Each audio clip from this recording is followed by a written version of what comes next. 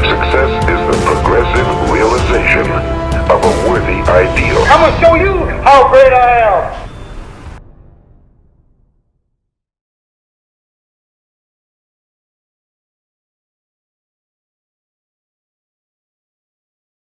This is not a commentary. Hi, ladies and gentlemen. This is Njablo James on the Njablo James podcast, the NJ show, where we talk. Where I talk with people from all walks of life. You know, whether you have made it or on your way to making it, you are rich, you are on your way to becoming rich. You're female, whether you're in IT. We would like to speak to people from all walks of life because I honestly believe that we can get a lot of insights from wherever it is that you are in life. And with the main tagline of the show is success is a progressive realization of a worthy ideal, and we want to get a lot of guest opinion on how they feel, what they feel and what they think about that. And on the show today, I'm quite excited. I have a good friend. I can call her a good friend now. Oh my! I've got a good friend. Yes, I've got a good friend on the show. Her name is Rebecca Mohau Twala, and she is a very, very good friend of mine.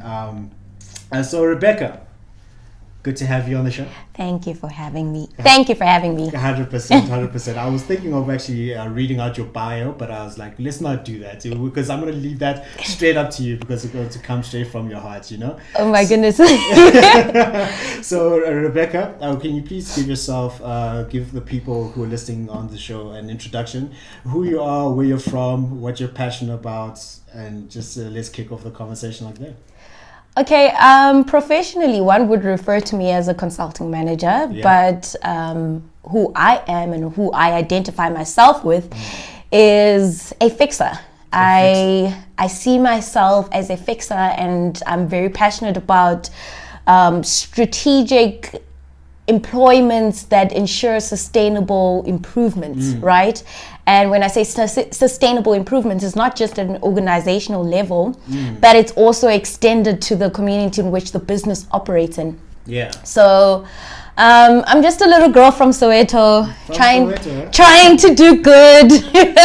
And I'm very passionate. I'm definitely very passionate about transformations in the organization. Yeah. And what Zozi would refer to as ensuring that we take up space. So I'm very passionate about that, and I'm very passionate about ensuring that we give women opportunities to grow, but not because they're just women, but because they can grow in those in such spaces that are deemed not to be fit for a woman. Yeah. And at the same time, I'm also very passionate about equality. And when I say equality, it's not to say that it's mutually exclusive to understanding that males do bring a lot to the table, but it's also understanding it's also understanding that we need to work together to ensure that equal opportunities is really a reflection of equal opportunities. So it's not just about the male or the female, but rather about, can you do what you say you're able to do, and do you have the experience, whatever qualifies you in order for you to say that I can do this. Do you have that? Be it passion, because I don't think when I say people are qualified to do something, it's not to do with school. And sometimes it's not even experience. Sometimes it's just the passion and the understanding of the topic, and the fact that you haven't been exposed to the environment doesn't necessarily mean you can't do it. It just means that you haven't been given or afforded the opportunity to do so. So I'm very passionate about identifying people's talents and using that to ensure that we're creating sustainable solutions. Oh, fantastic. That's a mouthful, you know? I feel like I actually spoke about what I do instead of who I am. We're going to get into that. So I feel like I really threw out the question as to like, who am I? We'll get to who you are, but I want to go into the question now. You've been working for about 6 years? Yeah, 6.5 years now. 6.5 years you've been in corporate, and that's a good enough sample size of experience that you've been through. I'm sure you've been through ups and downs and twists and turns. Of course. Going left and right. Of course. So from your perspective, I want to understand, how is it like being a young, black, and ambitious female in corporate South Africa? I'll tell you why I ask. It's because I work in the project management space, and I was at a seminar. When was it? I think it was 2019. It was a Women's Day seminar.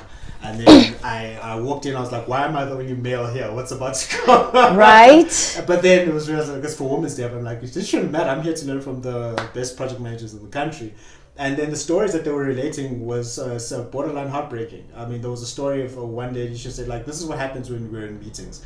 Let's say you and I are in the same meeting, right? And then we're reporting to the CEO, COO, whoever's in charge of the organization. And then you stand up and give an idea to say how we can improve the quality of projects. We'll be like, I think we should have more regular check-ins as well as status reports, something simple like that. Yeah. And the CEO will be like, no, Rebecca, just we'll think about that.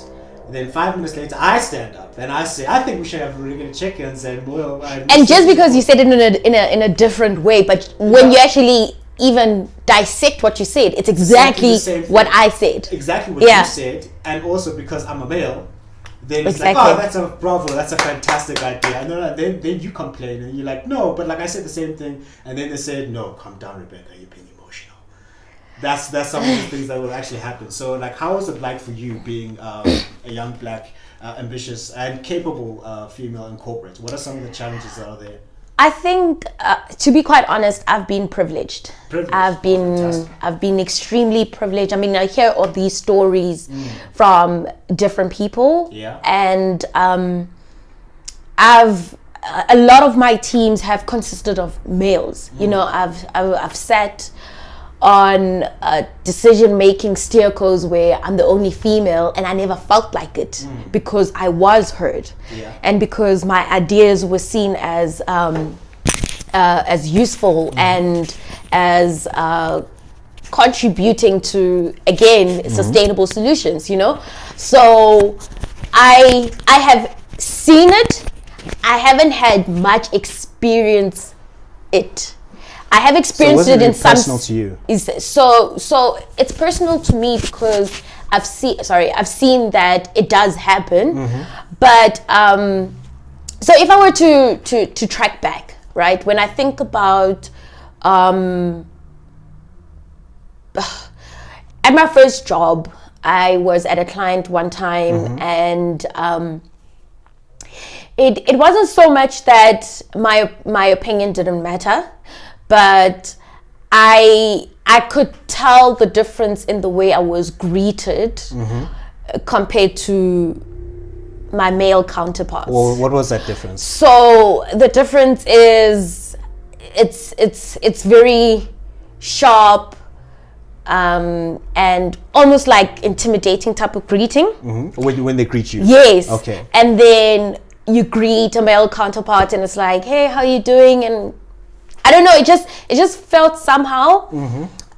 So I would say that I've experienced it from that perspective, and but I honestly have been very privileged, and I mean I had an opportunity to work for a firm that's not in South Africa. So my second job was a UK based firm, which I was actually the first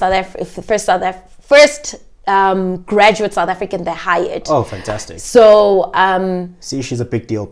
She's a big deal. It's not that deal. She's a very big deal. And I only have big deals on my show. And even on that project, because I mean I've been a consultant just like yourself. I've been a consultant since I started working. 100%. So the beauty about being a consultant, you're exposed to a whole lot more organizations than you typically would if you were in-house, right? So I was working on a project we were a project of 20 people, I think. I was the only female. Only female? Yeah. Wow. Only female. And why was it that you were the only female? I don't think it was a transformation thing. It was just really, like I said, it was really coming from a place of we hire the best. Okay. And so they were looking for the best. And then eventually there was another female that joined and another one that came into the organization through me, but she also subsequently left. But, you know, I think that was the defining moment of my career. Yeah. Because I didn't even realize I was the only female until someone actually pointed it out. Because so we were in a department at a bank, right? And we were obviously contractors, but we took care of a whole system of a bank and the main system of the bank. And so we had to introduce ourselves as the group technology group, right? And there's different teams, everybody introduces themselves, and then there is our team and da-da-da-da-da-da-da-da. And they realize, they're like, why is it there's only one female in your team? And it was one of those I never noticed. Oh, okay. I didn't notice that I was the only female in my team. As much as I was we were integrated with the rest of the bank, very good thing but I didn't notice that in my team I was the only female. And mind you, we would go on team catch-ups, team dinners, team lunches, and really I still really didn't register that I'm the only female until that moment. And that's when I was like, why am I the only female? Right? But because I was in it, I knew it was never coming from a place of females are not good enough, because there were always these drives to employ more females, to drive promotion of females, to drive development, both from a personal and a professional perspective of females, and to ensure that the company supports females and understands that females have a dynamic in who is a female, because you have this role at work and then there's this role at home, whether you're a sister, an aunt, a mom, a friend, whatever it is. The company aimed to really support, and they train the males as well on how to support females without treating us differently, but just to conceptualize the idea of what it means to be a female in today's world, in the corporate world, where females are trying to get the same pay and all of that stuff. And speaking on that, I actually found that I was fairly paid. You were fairly paid. I was fairly paid. I was fairly paid. So, I can explicitly say this because as much as we were not allowed to obviously share, but when I shared, and it's like, oh my goodness, we really are fairly paid.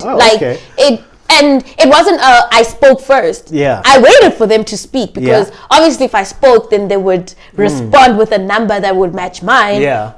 But I waited for them to speak, and then when they spoke, I was like, oh my goodness, we actually par. We're on par. I mean, it's not exactly, but obviously different reasons for, that you would maybe get 5k more, 5k less per annum. I don't know if this is a myth or not. I personally don't know. There's a notion that men generally get paid more than females for the same role, for the same experience and same role. I don't know if that's true or not. I don't know. What's your take? I haven't gone through the data or anything, but I don't think that would actually be feasible for us to do exactly the same job at the same company with the same years of experience, and for us to be getting paid more. I don't know if that actually happens as much. I should probably look more into that. But what do you think? Yeah, apparently it really can be an issue. It's just that I mean, when I started with my first job, we were on a graduate program, right?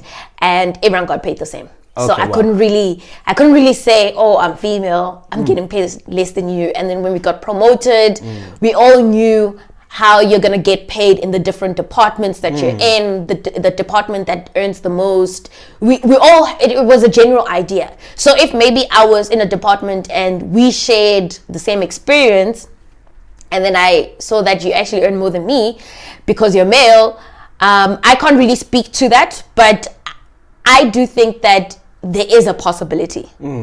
Whether I strongly believe in that, it's like I said, I've been very privileged. I've been very privileged, and that's why when I engage in these kind of conversations, I like to outline that, like, guys, for me, I've been very privileged, and I think that when I hear the stories of other females, I realize how lucky I am, because not everyone gets to experience the inclusiveness of an environment where it's really conducive to me as a female. You know? So, I mean, even in my current job, I would say that I don't know who gets paid what.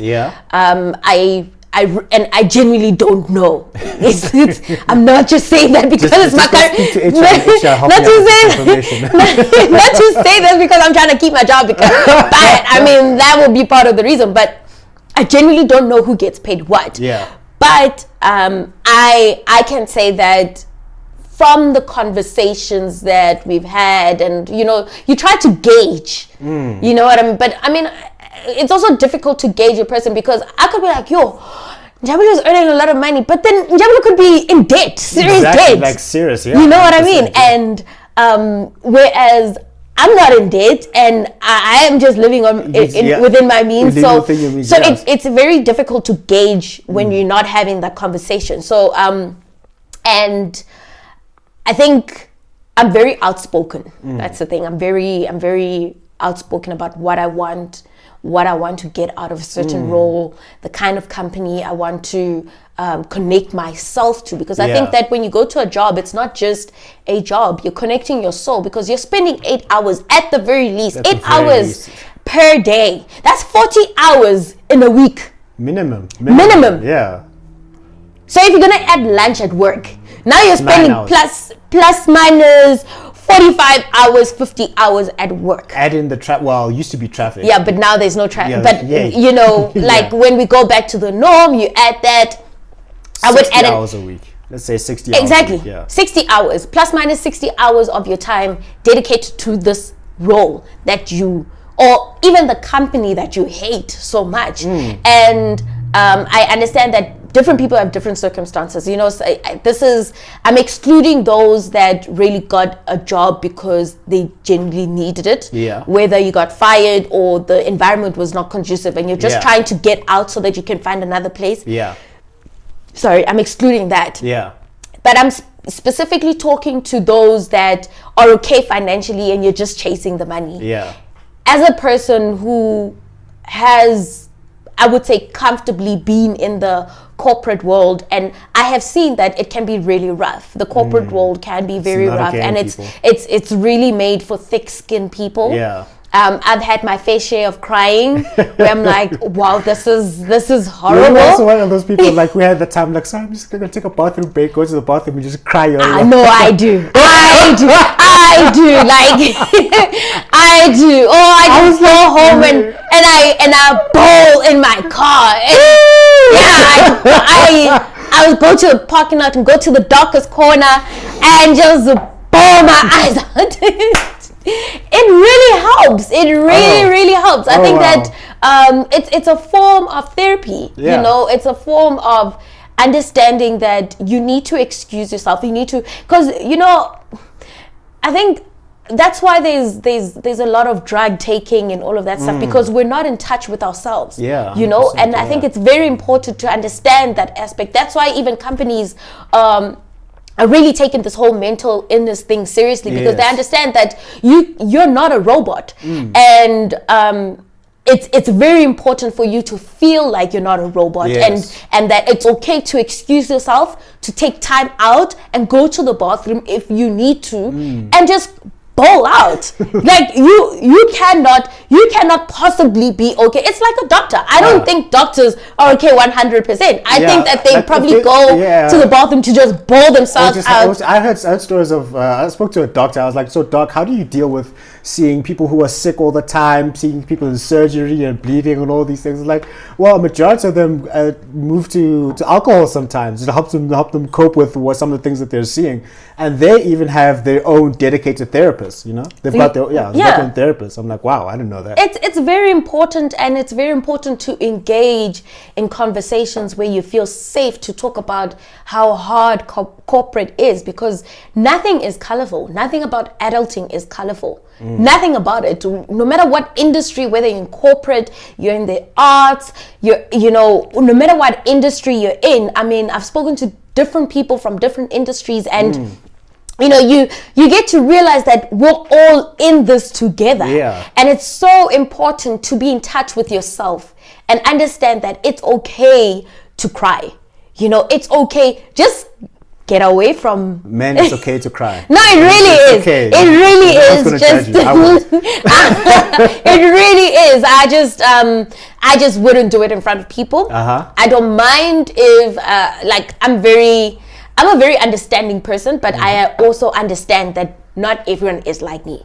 So if I'm feeling a little heavy hearted, I go to the bathroom and I take a time out.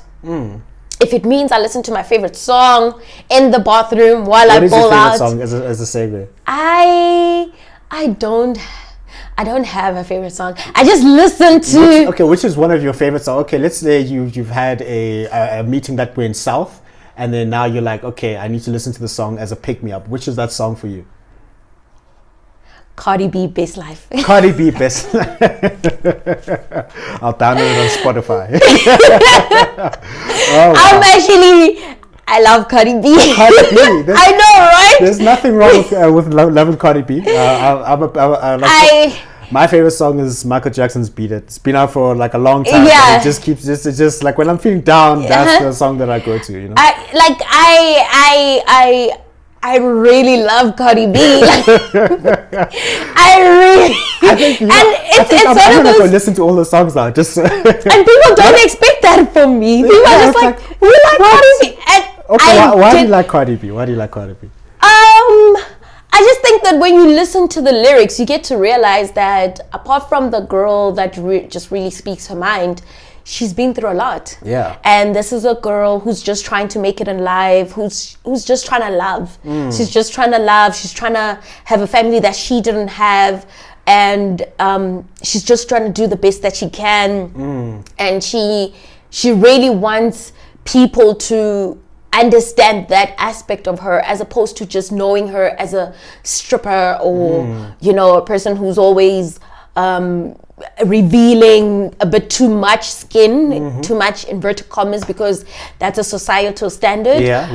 So, and I just, because it's really, I mean, Cardi B is not someone you'd expect me to like, because if you expect me to prim and proper, prim and proper like Beyonce. I mean, there's nothing wrong with Beyonce, but I just feel that Cardi B is just really we have a connection to her music and her songs. Right? Yeah, it's really more. I mean, some of the songs I'm just like, what are you saying? Yeah. But when you listen to it, I mean, I remember, I think one of the lyrics for Best Live is, I had to drop down to my knees.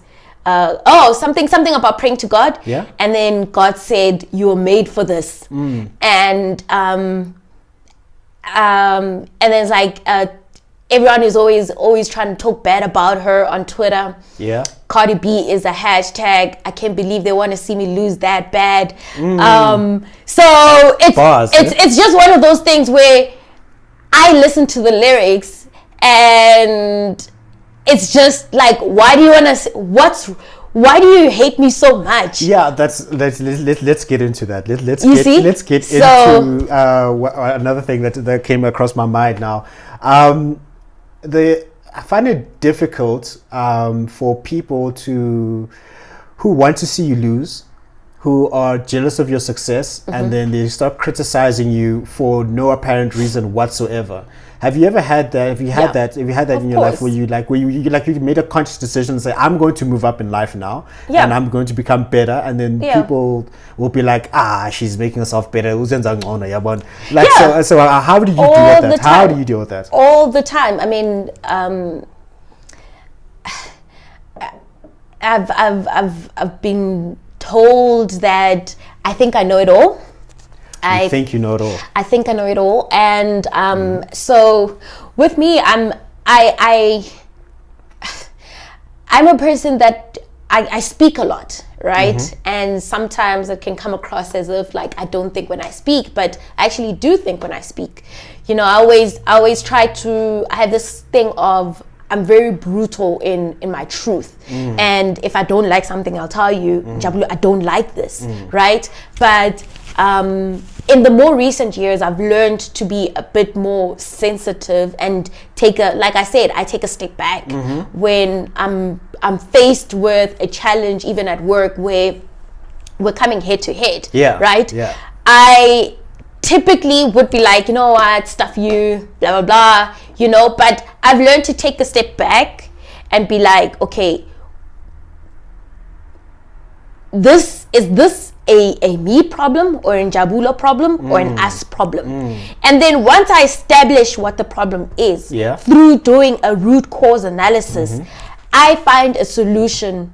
It's consultant speak, baby. Yeah. I find a solution based on what I found to be the problem. So 100%. If it's a me problem, I fix it excluding Njabulo. You understand? But if it's a Njabulo thing, I communicate Njabulo, this is a you problem. Yeah. Right? This is a you problem because of A, B, and C. And if you're still coming at me, I block it out. You just block it out and right? just move on. I just move on. And if it's a we problem, I come to you and I'm like, let's fix it. And or of course you're gonna find people that are not mature enough to do that. And that's also fine. Yeah.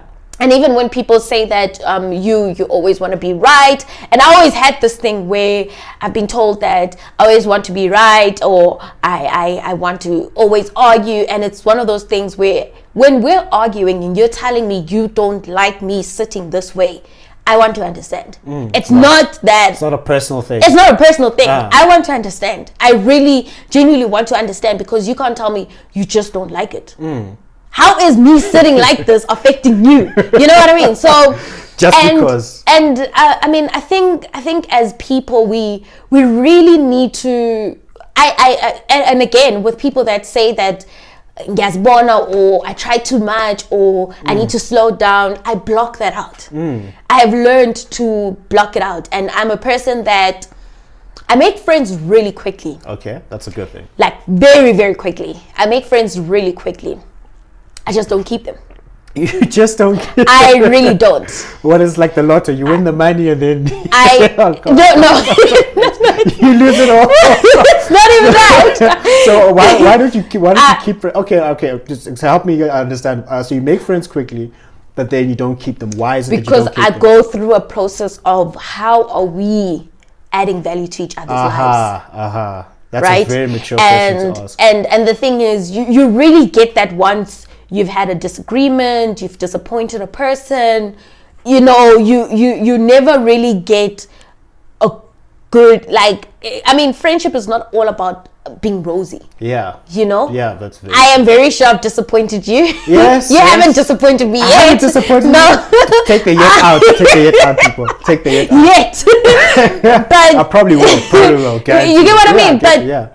Also, in how in me disappointing you, it's also how did you react to that disappointment, and how did you communicate your disappointment, and what reason did I give to disappoint you? If it's intentional and malicious, then I cut you out completely. I'm very good at cutting people out. Did you know that you can block someone on email? You can block someone on email? Yeah. How do we do that? How do you block? I go to settings. I did it. I even Googled it.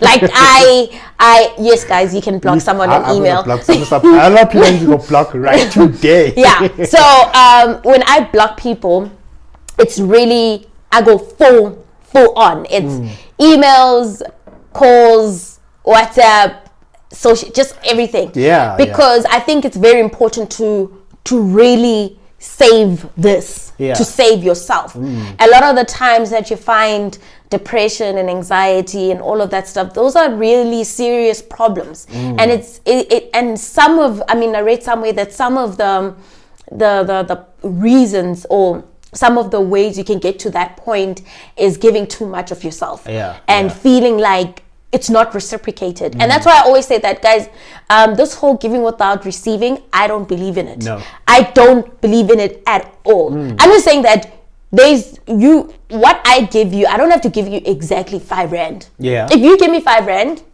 and I give you a good friendship, it's an exchange. Yeah. You understand? There has to be some form of like benefit. There has to be some form of benefit to you. Even a company. You're giving your services, you're giving your experience to the company, you're giving your ideas, you know, all of that stuff. And what do they reward you with? They reward you with the environment. They reward you with your pay, or they reward you with, you know, but it's an exchange. No one is just giving you your salary. You're not giving them for free. Yeah. Fine, you get people argue, okay, what about internships when you're not getting paid? But that's also an exchange. They're giving you the experience while you're giving your new ideas to the company. That's still some form of an exchange. So an exchange doesn't necessarily mean it's what someone else would regard as an exchange. So an exchange for me that's another thing about an exchange. You need to define what exchange means to you. Yeah.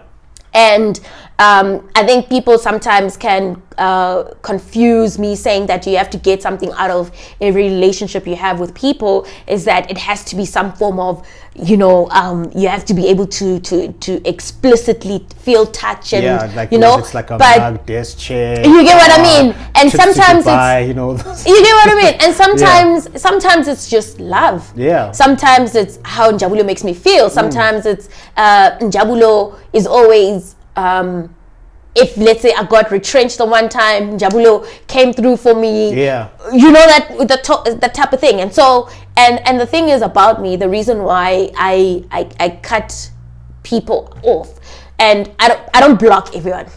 Not everyone. I don't block. I can cut out without blocking you out. So cutting you out as a person, like loving you from afar, that's me recognizing that we're not adding value to each other. Yeah. Right? Mm-hmm. And it doesn't warrant you getting blocked because you haven't done anything malicious. Okay, so you get what I mean? So the way I break it down, let's say I've got a friend, Tom, I call him Tom, and then I have another friend, Sipo. So Tom, we're still good, let's say we're still good friends with this person. However, I'm growing in a different direction. He's growing in a different direction. No bad blood, nothing there. We're just like from afar. We'll love each other from afar. Yeah. Meet up every now and then keep it there.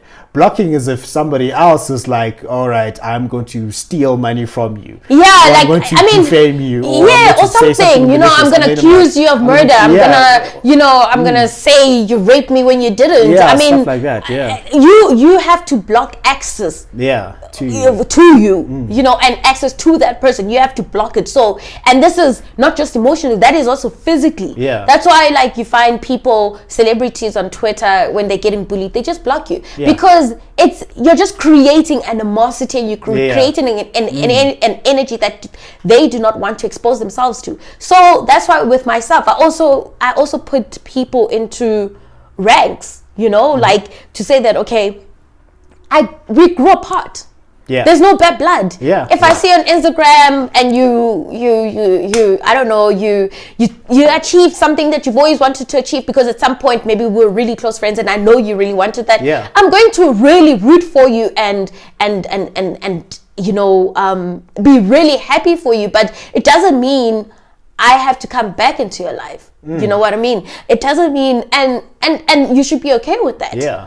There is such a thing as we grew apart. Yeah, it's a real thing. It's a real thing, guys. I used to think it was a cop-out. No, it's an actual thing. And the thing is, you shouldn't feel guilty about it. You should just recognize, like, what happened to you and Njabulo, Rebecca? No, we just grew apart, but I mean, he's a great guy. Yeah.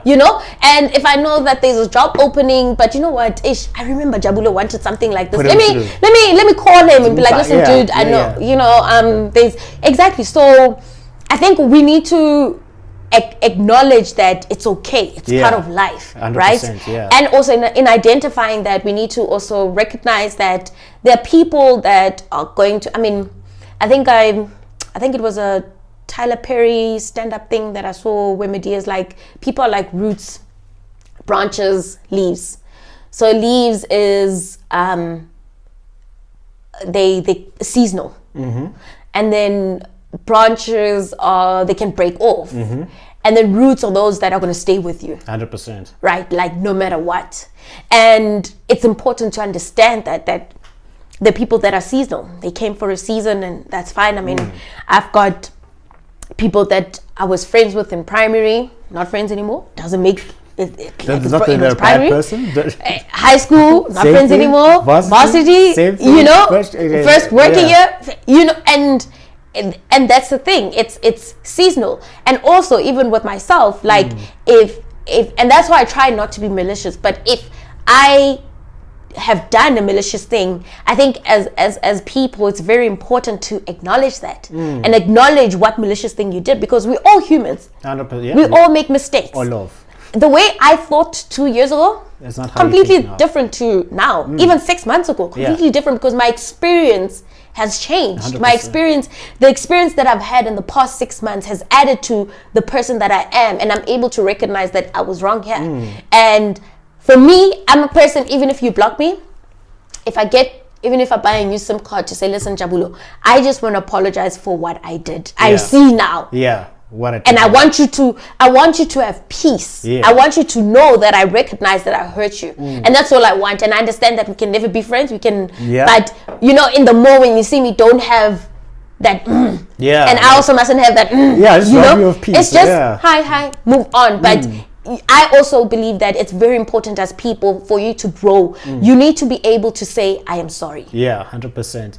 Like also that goes on to the whole concept of forgiveness. I mean, Yeah. like, other people, they'll be like, this person hurt me. I don't know why they didn't say sorry, but then there's two parts to that. Yes. You need to forgive another person. Absolutely. And you need to, if you messed up, Yes. if you were wrong, swallow your pride and be able to say, I was wrong. Yes. Yeah. And forgive yourself. Yeah, that and too, forgive yeah. yourself, because a lot of times we talk about forgiveness from a place of, I forgive you. Yeah. You need to forgive me. But what about Rebecca forgiving Rebecca? Yeah. You know what I mean? Forgive yourself and do everything you can to communicate to Njabulo that you're sorry. And that now sits with Njabulo. You know what I mean? It no longer is a Rebecca problem. It's a Njabulo problem, because Yeah. I have done my fair share. And not to say that Njabulo has to forgive me because I said sorry. Njabulo can take his time. If it takes Njabulo 10 years to forgive me for what I did, that's fine. But it's a you problem. Yeah. Don't look at my life and be like, She's she moving did forward. that 10 years ago, and it's like, dude, 10 years ago. 10 years ago. What was I thinking 10 years ago? That's what I'm saying, you know? It's something like DJ Jakes. I call him DJ Jakes. TD Jakes. I call him DJ Jakes. A good friend of mine. One day. He said that refusing to forgive another person is like you drinking poison and expecting the other person to die. Absolutely. Yeah. And exactly, it's also in the corporate world. It's coming back to the corporate world again, like being able to identify, you know, having a method of doing a root cause analysis, identifying what problem do we have here. You know what I mean? And if I have such a big problem with you, Njabule, and I'm not talking to you, maybe I'm the problem. Yeah. Maybe just maybe. You know what I mean? And if I am the problem, I forgive myself for thinking it wasn't Jabulo, and I ask for forgiveness from you. Yeah, so but that speaks to a thing of, I think, based on your conversations and how I've known you, the ability to self-assess. Yeah. To be able to assess yourself, where am I good? Yeah. Where am I not so good? What Yeah. am I doing right? What am I doing wrong? Because most people, they'll, for example, like it's time for performance appraisals and assessments and all these things. You think you're doing fantastically well, then they're like, well, actually you could do better in terms of showing up to meetings or speaking or whatever the case is. You're like, that can't be that's not a complete lie. The other person has got it out for me.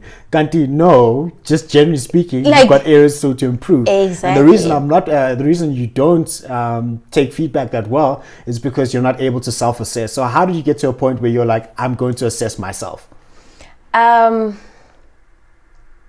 had a performance review. Yeah. At my first job that I didn't like. You didn't like the job, or the appraisal? The appraisal. Oh, okay. And I was like, what? Who? Me? No, that's no. But I also, I mean, I don't think that it was something I wanted to do. And that's very important in getting into a job is, do you want to, like, speak to people that are in the firm. Yeah. Speak to people in that role, in that firm. Ask them what they do. On a daily basis, what do they do? I mean, LinkedIn has made it so easy for us, you know. Before me joining the current firm that I'm at, I did that. I contacted people and I tried to find out, what do you do? Like, apart from what I see on the website, what are the pain points? What do you think the company could improve on? And that gives you an idea that, okay, I now understand the pain points. And yes, their experience will not just mean that you're going to go through the same experience, but 100%. you know, just have a pool of people, even if it's 5, 10, whatever you feel is a good sample for you to make the decision, right? So even if they all say no, it's horrible, but then you identify an area of growth in that firm and you go for it. At least you knew. Yeah. You know, as opposed to just walking in there blindly. You know what I mean? So I think and then at that point I said, no, I'm leaving. And I did leave. I'm leaving, going to Australia. I basically went to the UK, so may as well. How does it go to the UK? But I think, like I said, that job that I got in the UK, it was really a defining moment for myself, where I started seeing myself as a contributor, as opposed to a reactionary person to being told, okay, do this. I started contributing a lot more and identifying where can I fix this process? Where can we automate this process? All of that stuff. Where can I add value? And because my mind shifted from, okay, do your job, this is what your job entails, and it shifted to now I don't know, where can I add value? I recognize that I was not adding the value I could have at my level. I think I was adding value, but when I'm honest, I wasn't adding the value that I could have if I had that mindset. And what and that was that a painful realization to come towards? Was it like a hard process for you to say, okay, truthfully speaking, let me tell myself the truth. I'm not contributing the way that I should be. Was that a tough realization to come to? It was afterwards. It was afterwards. Yeah, no, it was but afterwards. Even if like, it's still just coming to that realization was tough. Yeah, because I was very but this person, and not to say that this person didn't do this thing, but it's also my reaction to it. It's also what led to that. What was the contribution that I made to the situation? And so I got to also take accountability and responsibility for what I did, right? In that, for me to get that type of review. And so I started then having a different mindset, you know. Even in my reviews and performance reviews, I'd make sure that I really do research on what we could do better. I find out, what are you marking me against? What is it that what is seen as good performance? You understand? What's good? What's acceptable? Because coming to work and doing your job is not good performance. It's doing what you're supposed to do. It's in the contract. I mean, do my work, put my plans together. You're not paid to do to perform badly. Yeah. Do you understand what I mean? Yeah. So, okay, fine. Let me not say good performance, because I think coming to work, doing your job, that is good performance. I think exceptional performance. Once the exceptional performance is now adding value again, that is sustainable. Again, how do you look at the problem instead of being like, okay, Rebecca, create a model, an Excel model, because we need this for, it's okay, now I've shifted the mindset to Rebecca, create this model, to, hey, I would like to create this model because I saw a flaw in our processes. You understand? Yeah. And that's me being exceptional, because that's me identifying problems and really taking ownership of problems that I'm identifying and coming with solutions as well.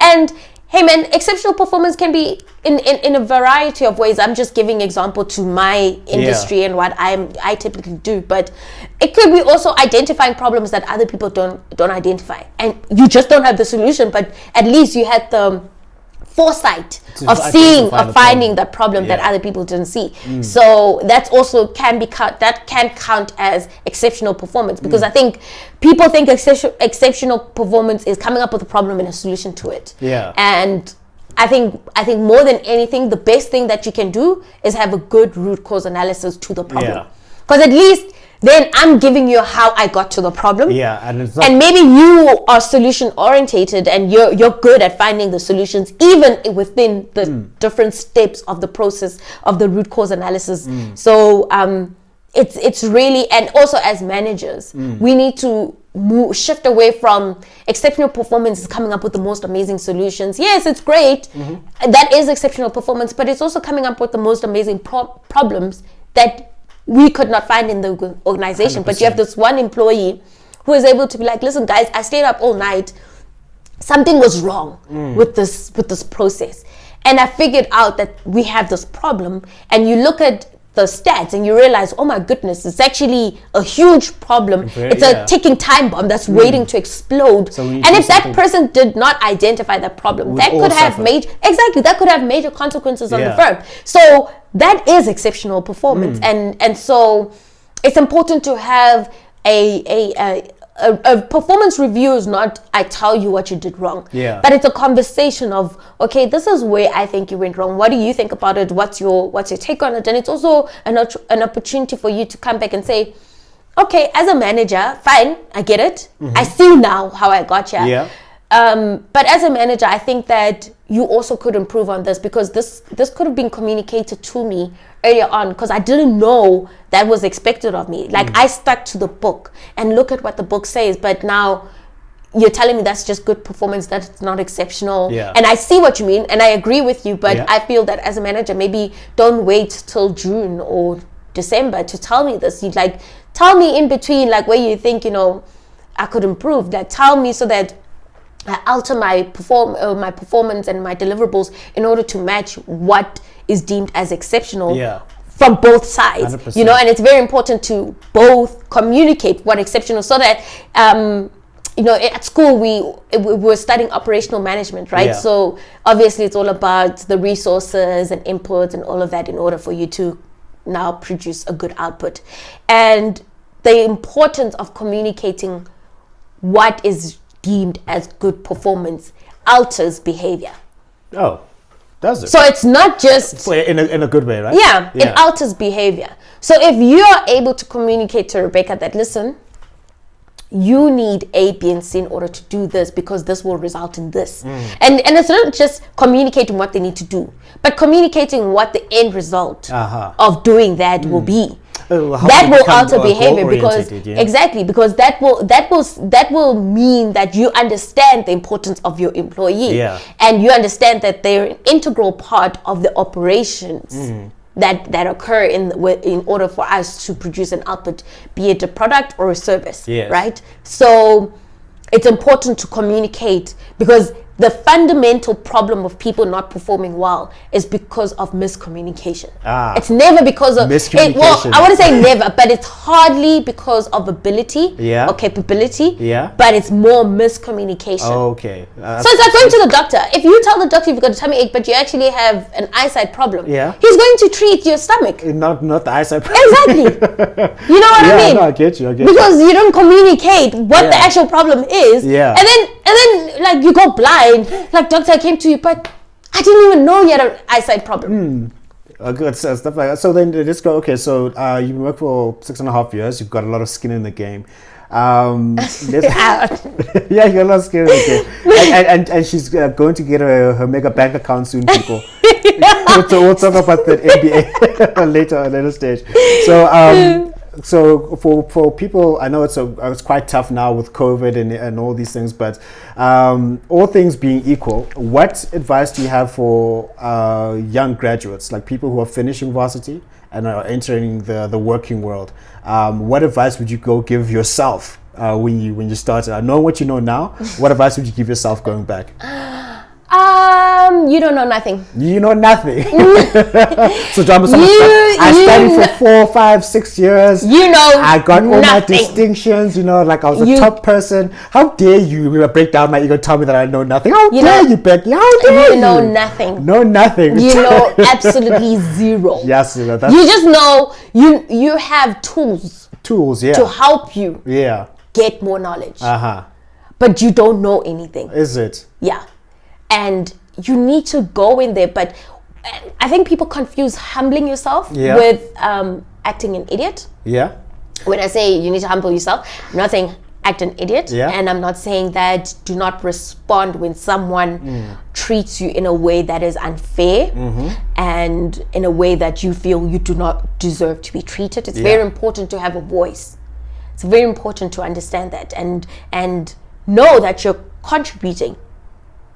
You know, in the greater scheme of things, you shouldn't be hired if you're not contributing. Well, 100%. Even if you're only contributing 0.0 0.001 Yeah. to the net profit at the end of the financial year. That 0.001 wouldn't be there if you're not there. 100%. Yeah. Right? And I think if you look at yourself like that, then it changes how you perform. Because then you get to see that it's much bigger than I'm getting my salary, I'm getting the experience, but it's also I'm contributing. I mean, there've been studies where people get a lot more fulfillment when they understand why they're doing what they do. That sense of purpose. Right? Exactly. That sense of purpose, that sense of direction. That's the one thing that I think is important, is that you need to understand that, okay, where do you, and also don't forgive yourself if you're in the wrong career. Start again. No, I'm being serious. Start again. Start again. Oh, wasted all this time. It's all for nothing. That's some of the mindset that some people have. Yeah. I was, like I said, in my first job, when I left, I should have never done that. I should have. Why? You should have just like. No, I shouldn't have got into. You should first be able to join the firm. I would definitely get into other spaces within the firm. Oh, but the role. The role itself. I'll get you. I shouldn't have accepted that contract because it was not. It's not what I want to do. It's not what I want to grow in, and like, it's not a bad role. It's just not a role for myself. Okay, yeah. I have a friend who is doing what she's doing, and we started together. She's enjoying it, and that's a role for her. You understand? So, and that's the thing. You need to identify a bad role for you is not a bad role. It's a bad role for you specifically. Exactly. Yeah, but some people like I speak to them and they say, "I'm afraid of starting again. I don't know if I'm going to make it a success." Or like what do you have to say about that? I've started again 3 times. I've had 3 jobs and I've started again 3 times. Where I'm like, you know, I've had fancy titles where you could say I was a project financial analyst at some point. I was a financial engineer at another point. I changed. So start again. And I think that's one thing. I don't know if you remember our first year accounting lecturer. Lady, right? No, guy.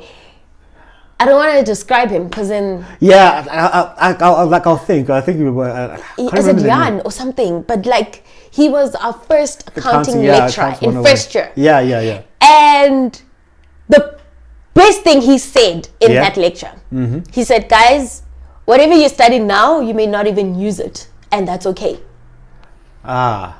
Be okay with starting again." Because he became a CA, did the whole auditing thing, and he was like, "Nah, next. I want to teach." And that's how he got to a point of being a lecturer for accounting. Yeah, because he uses his experience to become a teacher. Exactly. Yeah. And so I think for me, I forgot that when I got into my first job, right? And then when I went into my next job, I remembered him saying that is okay. That's why I went into a graduate program after 2 years of working, after 2.5 years of working. You know, someone would say, no, rather start at analyst or whatever. Yeah, but you humbled yourself. I humbled myself and I started. That's impressive. That's very impressive. But you see, the beauty about it is that I was able to negotiate, not having a cut in my salary. If anything, it increased and by a large margin. So boiling out. But you see, no, it's not even that. But what I'm saying is that things work out differently. You just need to find the right ingredients for yourself. Yeah.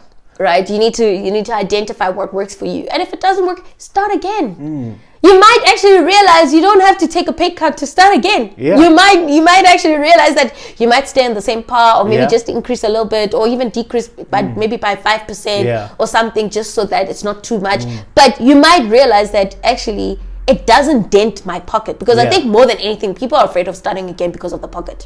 Well, 100%. I think it's the pocket. Yeah, I think it's the pocket, and it's also the mindset of, oh, she got to head of department by 30. I want to get there, but she got to head of department in something she wants to do. There we go. And like people like also, can you talk about unfair? Not unfair. Well, let me call it unfair and unhealthy comparisons to another person. Rebecca is here after 6.5 years. I should be there.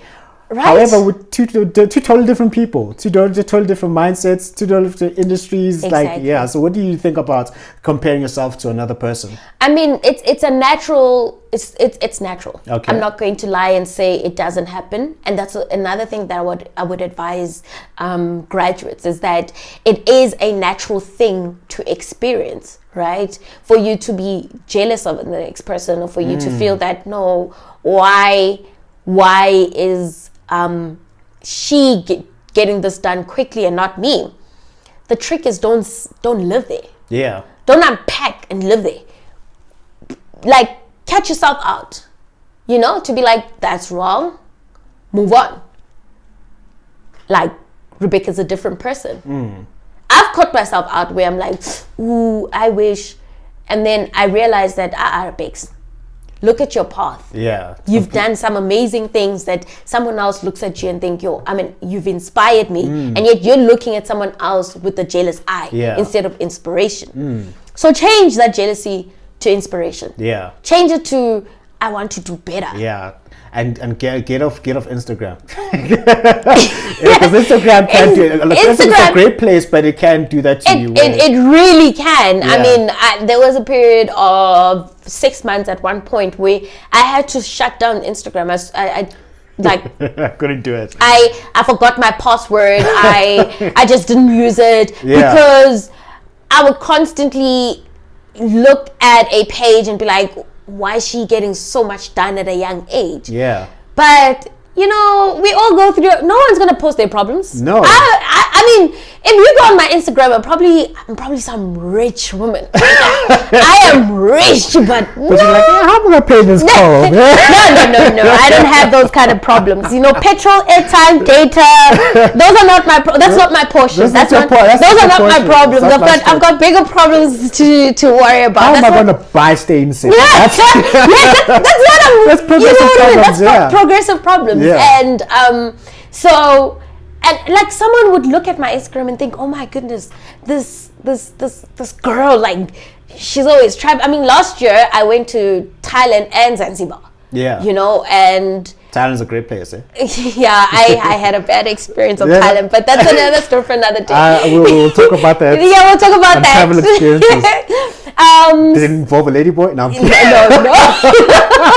No, it involves sickness. I was sick. Okay, that's fine. And someone could be like, oh my gosh, like, how did she afford it and all that stuff? Like, she's making serious money, blah, blah, blah. And also prior to that, I did a lot of traveling, even like locally. And so in the last 2 years, I had this thing of the year of yes. Yeah. So where I said yes to travel. So if I'm invited to go anything on traveling, a road trip or whatever, if I can physically do it, then do it. Yeah. I'm doing it. Uh-huh. And if I can't financially, I'm gonna try and save up money, even if I push it out. But it's a yes. It's not a no. Yes. Unless if I genuinely don't want to do it. Like, it's got nothing to do with finances or whatever. I don't want to do it. So, and because I started getting into the year of yes, I actually subscribed to Hyperly and your Star Travels and stuff like that, and those places are actually very affordable. Very affordable, and you get to live. You don't have to wait till you have so much money to do it. You get to experience the life that you want to experience without hurting your budget, without making yourself uncomfortable, without making yourself not eat, and asking people for imali singwa. No, you know what I mean. And so, I remember I was talking to someone this one time. It's like, yeah, you're always traveling. I'm like, what are you talking about? Always. No, Instagram. I'm like, always. No, dude, can you just check the dates? Like, it's not always. So in a 6 month window between one place and another. There's a 6 month window. And as young people, we fall into that trap so easily. I mean, even when I was again at my first job, I had the privilege of working in Joburg and Cape Town because of the project. So one day I'd be posting in Joburg, one day I'd be posting in Cape Town, the next thing in Joburg, and then the next thing I'm in Limpopo. And it's like, yo, dude, you always I'm like, no, I went to a wedding in Limpopo. Yeah.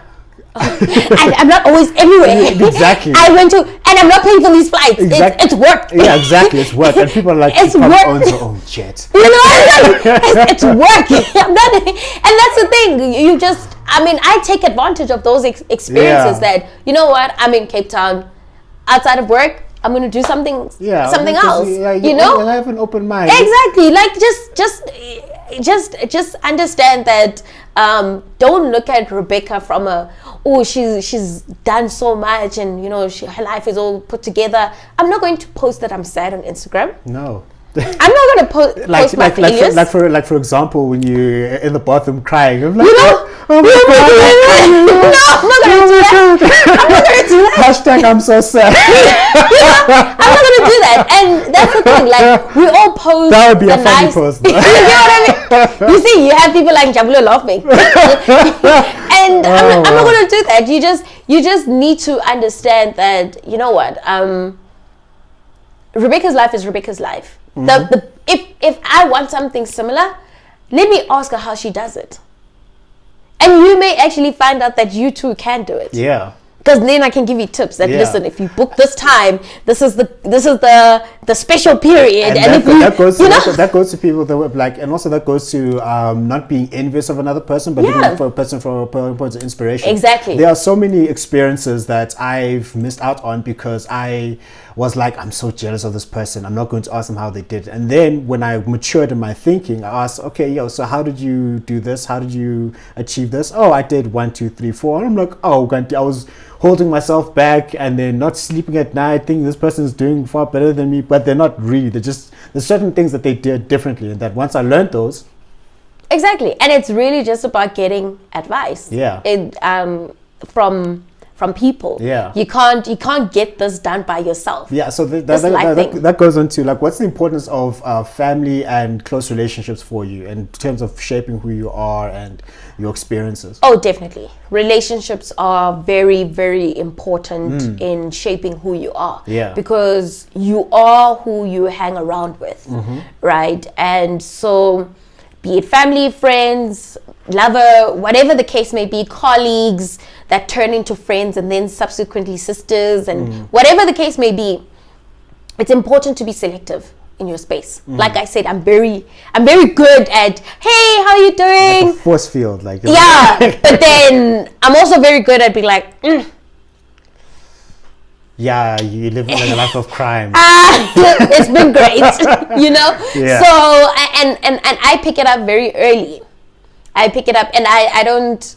I mean, I give people chances because I think you deserve a chance, and you've shown potential to deserve a chance. I don't think that we're perfect. I don't think that I'm perfect, but I also do recognize there are some people that are battling demons that I would rather not want to associate myself with, and I could be battling a demon that you wouldn't want to associate yourself with, so you would then create a barrier between us, and that's also fine. Yeah. But it's understanding what works for you.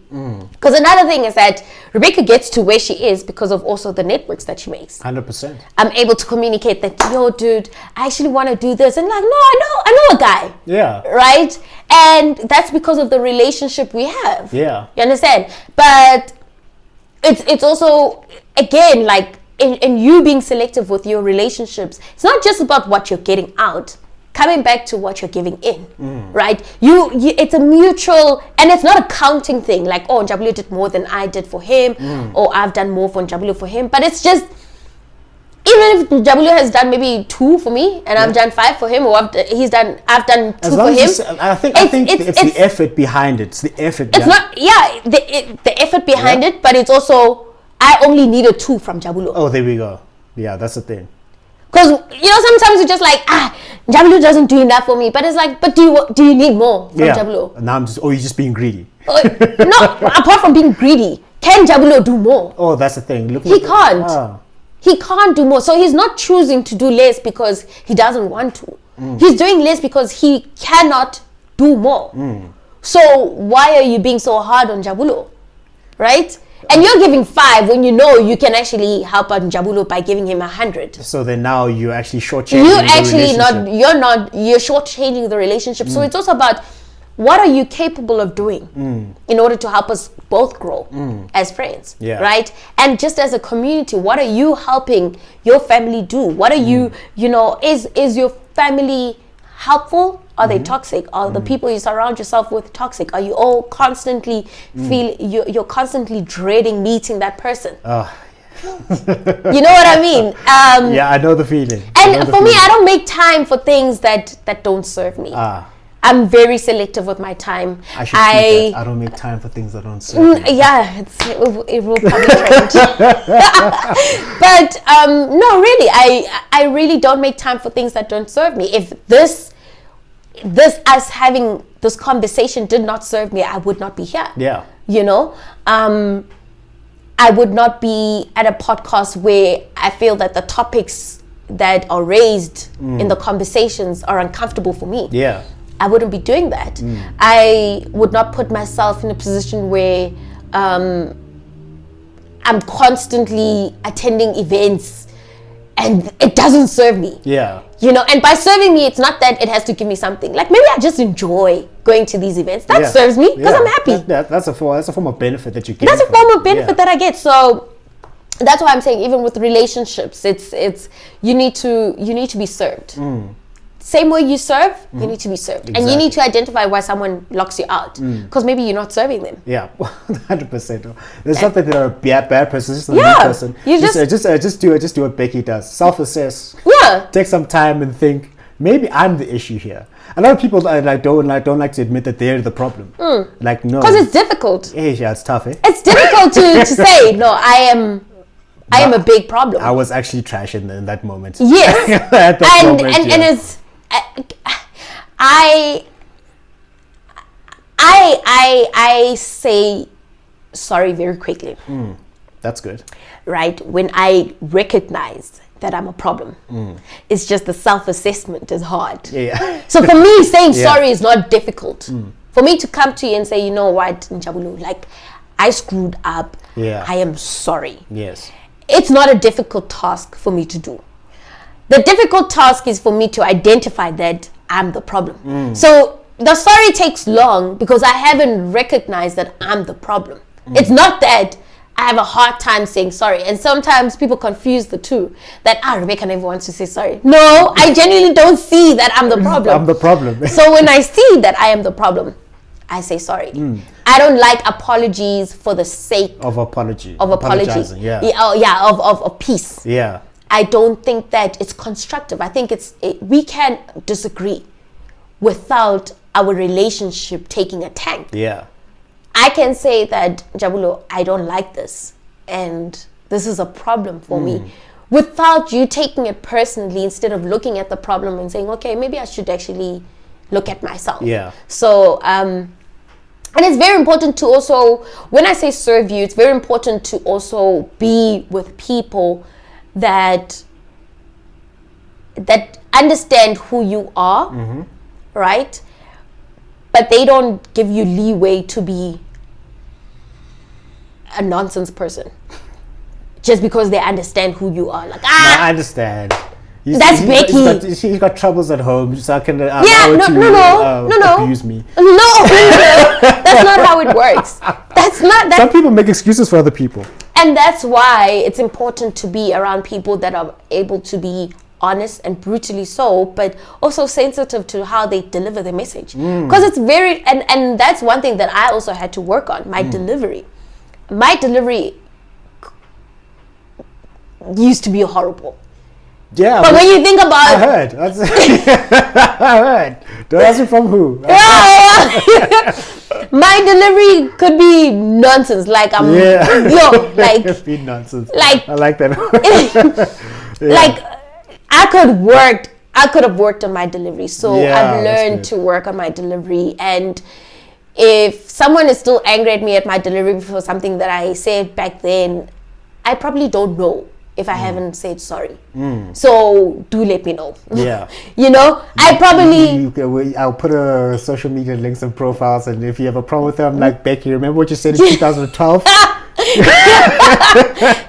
I really am able to say Yeah. sorry, even for something that happened 10 years ago. If it still harbors me, because my brother always says, you don't have the right to tell a person how to react when you've hurt them.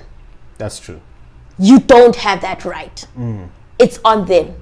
However, you have an obligation to recognize the effect of what you've done wrong. Yes, that's true. And ask for forgiveness. Whether they forgive you or not, that's not up to you. You do not have that right. As long as you understand what you did and you actually are altering your behavior. Exactly. Match your behavior, match what you say to your actions. And I think that has definitely altered the way I interact with people. Because I've learned that Njabulu can die without forgiving me. But I've said sorry, and I'm genuinely changing, and I'm sorry, and so I move on with life. Yeah.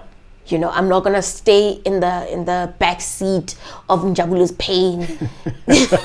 Like, you know, like we're progressing here. Yeah, we're progressing. Onwards and upwards. I'm like she's doing an MBA mega bank account. Let's get on to the. I heard that. I can't remember who I heard that from. It's like, I've got a mega bank account. I'm like, I'm going to use that. You know what I mean? So, and there's always like, what marriage but available. Yeah, there you go.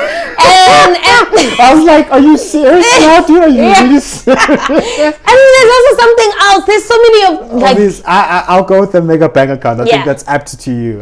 So, because you're a person who. Well, from what I can tell, who loves continuous learning. Yeah. I remember a tweet of whether you tweeted it or it was a BBM status. It's back then, like Facebook, probably. It was for Facebook, whatever it was. You were like, I've got Twitter, but I hardly tweet. You hardly tweet. You just like almost never. You're just there for the fire conversations. Eh? Absolutely. Can I tell you? I actually had Twitter for 6 years and didn't use it, and then I just started using it this year just to. Do you not just listen to what goes on? I also am not on Twitter that much as well. When was Global Citizen? 2 years ago. 2018. 2018? Yeah. 2018, 2017? 2018. Yeah, 2018. So I forgot my Twitter account password because I was never on Twitter, and then there was the whole Global Citizen competition thing. Yeah. And then I was like, okay, let's get our Twitter account password. And I did that, and I did all those tweets, those Global Citizen tweets. Yeah. I mean, I'm passionate about people. Yeah. And writing petitions and to like the New York Senate and stuff like that. Yeah. But guys, let's petition to have the sale of alcohol back on, guys. No. I'm for this ban. You're for this ban. I am. I'll come back to it. I'll come back to why I am for it. Yeah. But I'm just genuinely a person that wants to. I really am passionate about helping the nation and finding ways to do better.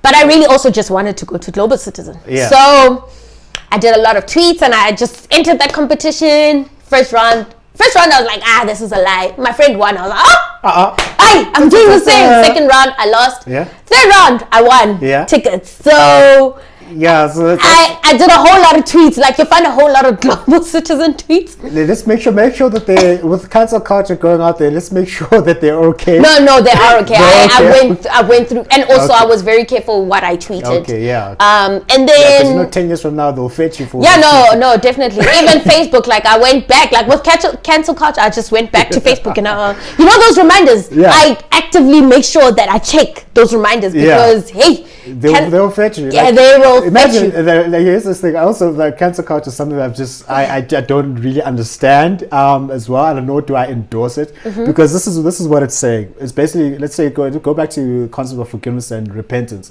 So what it's saying, let's say you tweeted something 10 years ago or 5 years ago that hurt somebody's feelings, and then now you've been crucified for it now, but you're a completely different person. You've got a completely different mindset. You've already apologized for it.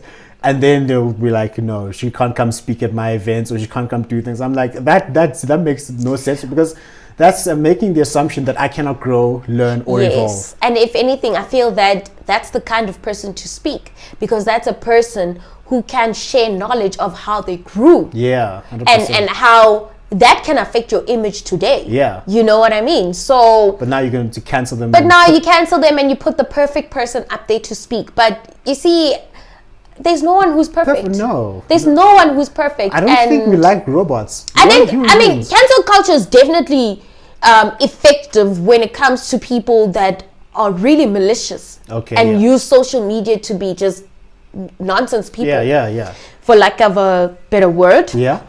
And so I think I somewhat see the effectiveness of cancel culture, because now it forces people to think before they open their mouths. Yeah. Because it forces you to really be cognizant of how your actions and your words can really affect the next person, and therefore it forces you to be an even better person, right? Because you become more in touch with, is this tweet really is it important? Is it something valuable? Is it breaking or but like how far is too far, right? Yeah, but exactly, you know what I mean. And that's what I'm saying. Like, it forces you to think about how far your openness can go. Yeah. But at the same time, I think that we need to be open to people growing. Yes. We need to look at a person today, a person that, I mean, if you were tweeting about women need to be in the kitchen 10 years ago, and then you actually tweet today, guys, I actually used to be this person, and I think that I'm appalled by the person I used to be. And I think as men, we need to recognize this and teach men at a young age that that's inappropriate. That shows growth. Yes. You understand? But now you find me that's like, I used to say yes, but you've acknowledged it, and I'm growing. And you're growing. That's a part of this whole cancel culture that gets me. Is it's making the assumption, you're keeping me at an identity that no longer exists. It's no longer there, and I've learned and I've grown and I've become a better person from where I was, and then now you're still going to crucify me for something that. Anyway, that. We'll touch on that another day. But anyway, back to the what was the statement on Facebook? The BBM Facebook status. It was. You're like, I want to keep on learning. I'm so hungry for knowledge. I think I will do a master's or something. That was you. I remember that. It was me. It never left my mind. It was me. It was literally in our honors year. It was honors year. Yes, it was me. I was like, what master's? Yeah, and everyone at that time was. Everyone is just like, I want to get a job. I'm just like. I want money. I want to get this done. Definitely. So then, like that speaks to you getting your knowledge now. So, what was the decision for you to go after the MBA? What is it doing for you, and just how's the experience been? Okay, so I wanted to do a master's, right, of ecos for the longest time, because I did an undergrad in ecos and honors in ecos. So the natural. Ecos is economics, guys. That's a Rhodes colloquialism. Oh, sorry, for ecos. Economics. But I'm sure people. Hey, making sure.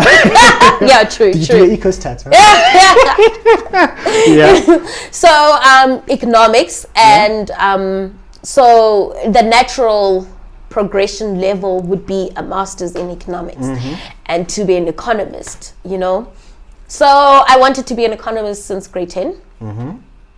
And then I didn't end up at the South African Reserve Bank, got rejected. I didn't end up at National Treasury, got rejected. Didn't end up at any of the banks, got rejected. Like, I was literally, if I'm not mistaken, I was probably there were probably 10 of us that didn't have jobs at the end of honors, or didn't have a plan, didn't have a plan of how we're going to do our masters or have a job, right? And I was one of those, if I was not the last one. And so I got into the IT space, and I'm very, again, with my first job, I'm very grateful to it, because now I understand IT, I understand systems and how it can actually form an integral part of a business's strategy. Hence, we look at COVID-19 right now, the industry that is thriving is ITC. Yes. Or ICT. Yeah, which one is best? it? Yeah, ICT. There we go. Yeah, ICT. So I'm grateful for that experience, but I was not growing in the industry that I wanted to grow in, and I wanted to grow in the financial services because of my degree. Yeah.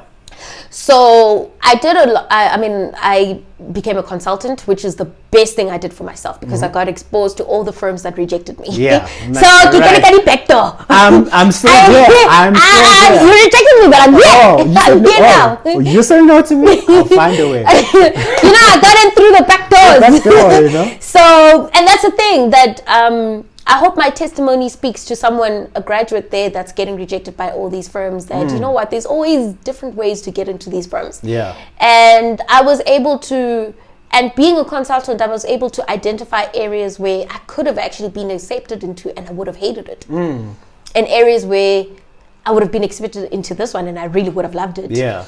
So, and that's the part that I'm grateful for, because I got exposed to a wide range of sectors, right? From retail to telecommunications to financial services, what else? Energy. So I got exposed to all these different clients, and I got to realize that if I got accepted here, I would have hated it. Yeah. And I would have loved it here, and I add more value here, and my strengths are actually here and not there where I thought. And do I still want to be an economist? I mean, I'm still very passionate about economics, but not as much as before. Yeah, and it also shows that you've grown, and sometimes what you thought you wanted to do is not what you actually want to do now. Yeah, which speaks again to what I said earlier. Yeah. It's okay to start over. So with the MBA, I started doing some research about 2 years ago. Yeah. Right? And a good friend of mine, we just kept on talking. Yeah. I kept on saying, I think I want to do my MBA. So I started researching, and the fees are very discouraging. Oh, they're discouraging. That's your problem. I don't need to pay for a car. I gotta pay for my fees. I was just like, my fees. Do I need to do this? Does it really matter? Do an online course. Yeah, I mean, do I really need to? So, and I just started doing a lot of, and I wanted to go overseas initially. Yeah. So I wanted to, and I was specifically researching Colombia.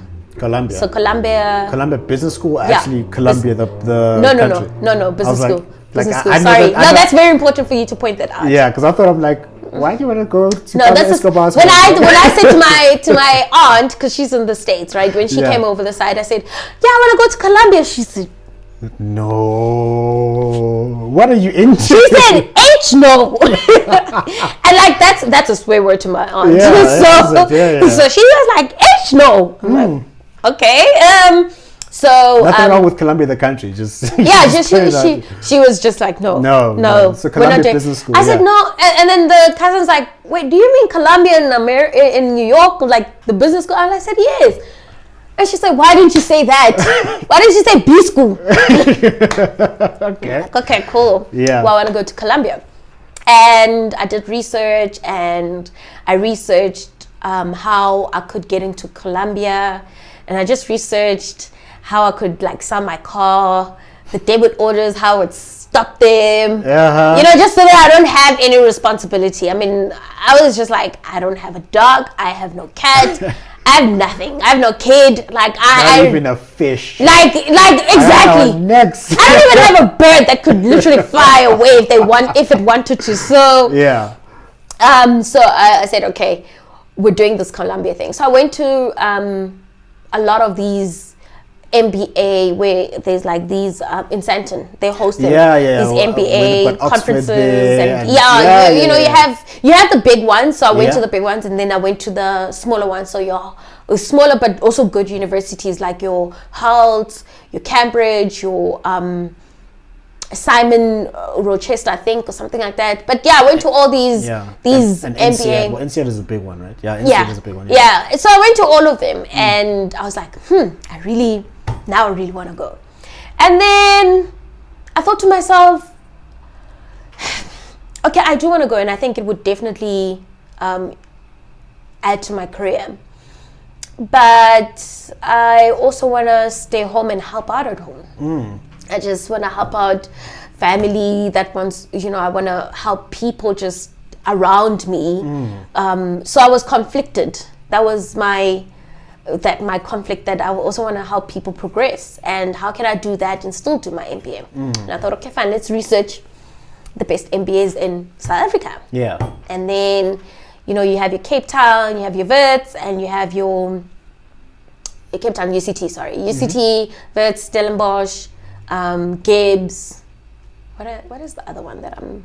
Yeah, I think that those are the. I think there's Regenesis as well. There's Mancosa as well. Okay. There is Henley. There's also Henley. Yeah, but I didn't.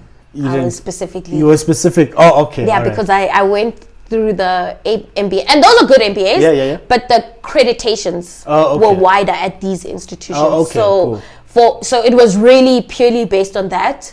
That I was like, okay, and then I was like, okay, fine. Actually, I think it was Gibbs. Yeah, it was Gibbs.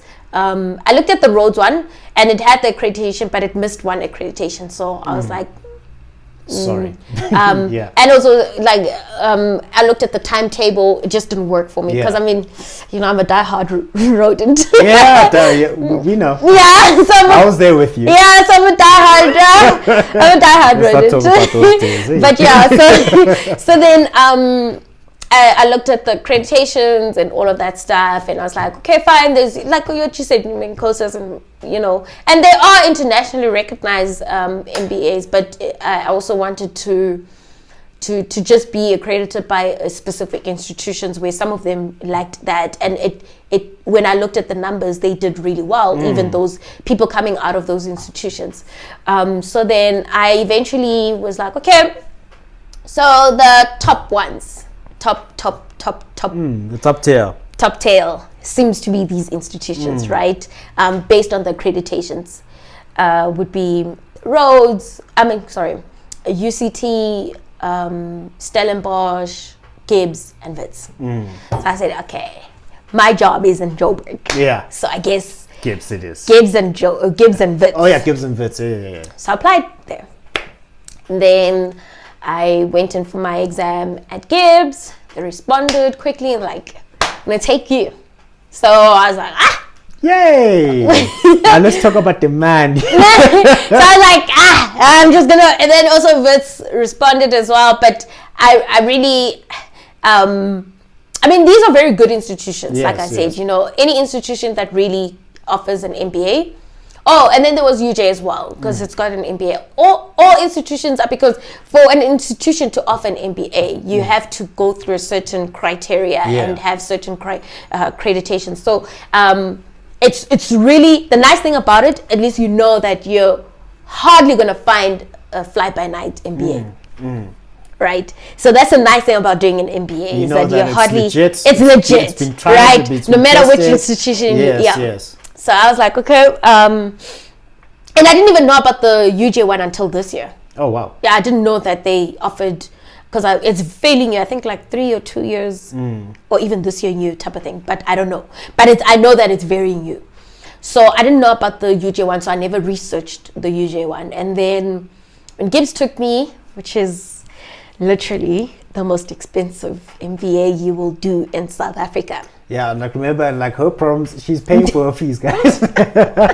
Yeah, I heard it. Like I remember, I was at one of the MBA fairs and I went to go speak to one of the guys there. They were open. They were saying, and also I worked with a lady last year who just graduated with her MBA. Yeah. And I said, yeah, so chill it. Like, how is it? So, like somewhere between 300 and 500K. I'm like, okay. So it's a huge investment. So no, it is. What made you like? Okay, it's a car. Yeah, it's a car. Yeah, it's a car. It's a car. It's a car. And you have to pay it in 2 years. And you have to pay it in 2 years, not 10. 2 years. Exactly. So when you think about it from that perspective, it makes you realize how hefty, how serious you have to be to put yourself in that position. Yeah, 100%. Yeah, no. So like, I mean, it's a small car, but it's still a car. It's still a car. Yeah. It's still quite interesting. So like, what have you gotten from it thus far? Because some people they're like, oh, MBAs are outdated. You don't get the value from it anymore. Or are they right, or are they just salty because they don't want to do MBAs? Like,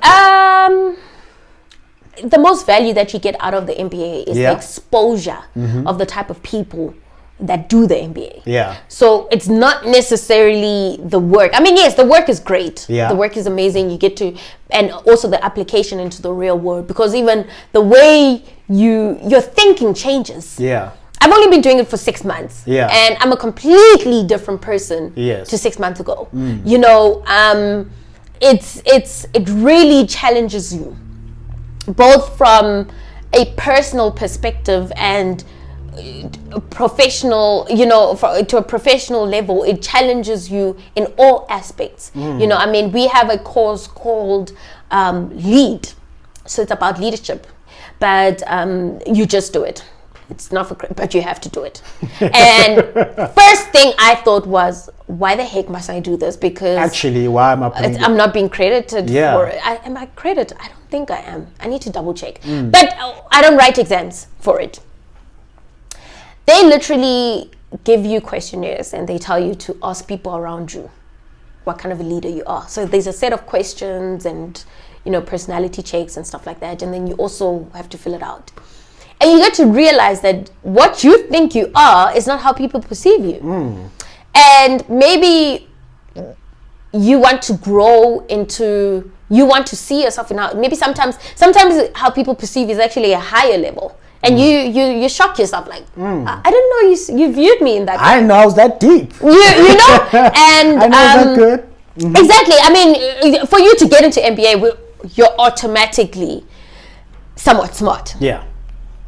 You know, someone accomplished, someone smart, someone who can do it. Who can do it. Yeah. You know, maybe not accomplished to the level that you define accomplishment, but you're accomplished in some way or form for you to be accepted into an MBA program. Whatever the MBA program it is, it's a rigorous program. It's a rigorous process just to get in. I think they want your CV and an essay and references, and they just want all sorts of funny things that really are made to stop you from applying if it's not for you. Yeah. And I can tell you right now, the application process is nothing compared to the actual work. Absolutely nothing. You're crying about applying. We got our first project that was due the next day, the first day. What? Yes. So that should speak to, like, no, wait, was it the next day? I think it was next. Was it 2 days later? Was it the next day? If it's still less than a week. No, less than 3 days. Yeah. Yeah. I think the next day or the second day. But anyways, and it's so important that you recognize that that application process was really to prepare you of the kind of like quick, rapid pace. Yeah, rapid pace. You're required intense approach to things that you're required to have for you to really do this MBA, right? So, I mean, now I forgot the question. Sorry, I forgot my train. We're still talking about, like, what do you get out of the MBA? Oh, what I get out of this. So you definitely get to realize you've got a lot of time. Time to do what? No, as in 24 hours is a lot. It's 24 hours a lot. 24 hours is it's a lot of time, because when I look at the past 6 months and what I was able to do with my time, I am shocked that I used to complain I don't have time. Oh, is it? I am shocked at myself. If I knew what I know now, I would have exercised way more. I would have gone to that gym. Now it's closed. No. You know what I mean? Please reopen. I would have really,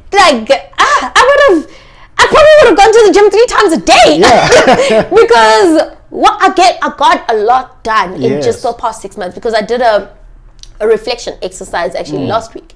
And I started reflecting on the assignments, and I've got a calendar on my, so it documents everything from when I've got a manco at work, when I've got this meeting, and it's full.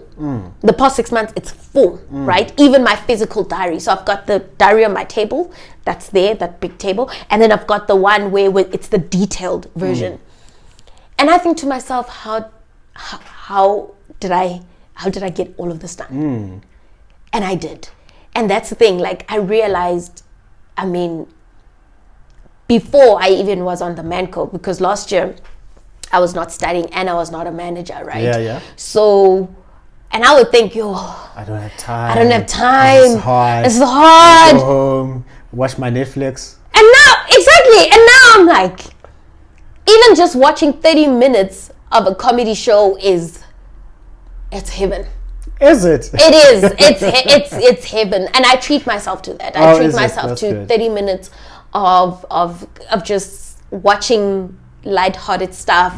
Or so you're like able to like manage your time, segment your time. no, lies. I try. Oh, you try. Yeah, I'm talking about like right now. I try. You try. Yeah. Oh, okay. I don't want to lie. I don't want someone who looks at me and thinks, "Oh my gosh, she's doing such a pretty, like she's got it all figured out." No, I don't. I don't. So it's done a lot for myself as a person. I've grown so much as a leader. I've recognized so many pain points that people experience of me that I'm trying to correct that I didn't even realize I had. Just the way I engage with people, the way I speak to people, the way I respond to people has completely changed how I view myself as an individual.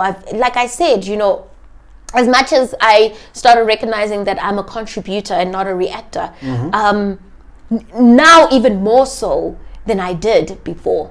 Now I recognize that I really am a contributor, and I'm self-sufficient. I'm self-aware, I'm self-sufficient, I'm self-motivating, and I didn't realize that about myself. But also on the flip side, I'm not closed off. I always used to think I'm very closed off, emotionless, but I just don't react to emotions the way people would expect me to react. But I do feel bad. I'm very emotional. I'm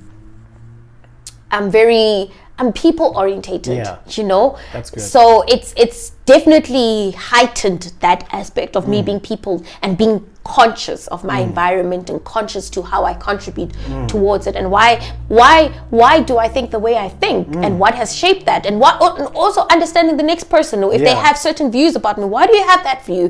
Why do you think the way you think, and how to really try to understand why Jabulo thinks the way he thinks. Maybe it's because of his experience, because as people we are formed by our experiences, our values, and the restrictions that we do not have control over. Right? So understanding Njabulo's context of why he thinks the way he does, why Njabulo thinks that the woman belongs in the kitchen. It's not just face value. How did Njabulo grow up? Okay, Njabulo's grown up with women being in the kitchen, not necessarily being told that they're in the kitchen, but that's his context, right? So understand that bit, and instead of just ridiculing Njabulo, of thinking that women belong in the kitchen, how about I educate him? How about we converse about this, and I explain to him why he saw that, and why things have changed, and why we want change, and why as females we want better. It speaks to your emotional intelligence, that you're growing, basically.